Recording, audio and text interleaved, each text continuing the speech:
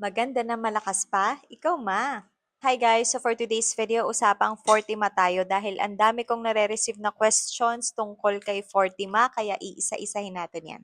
Unang tanong, kailangan ba ng reseta? Hindi na po kasi ang Fortima po ay over-the-counter kaya pwede niyo po itong mabili kahit na walang prescription.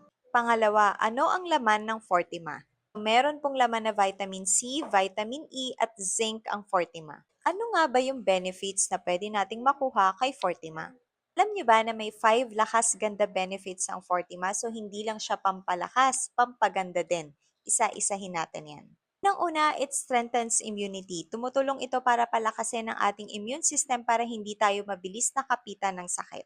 Pangalawa, tumutulong ito para labanan ng toxins dahil meron din itong laman na zinc.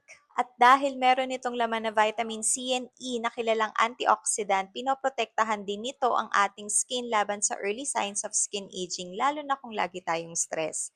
Tumutulong din ito para bigyan tayo ng bright and glowing skin plus healthy hair and nails. Paano nga ba iniinom si Fortima? So once a day po, isang beses sa isang araw pagkatapos kumain. Kaya sa mga naghahanap dyan ng vitamins na pampaganda at pampalakas, lalo na sa mga mommies na katulad ko, Fortima is for you. Bye!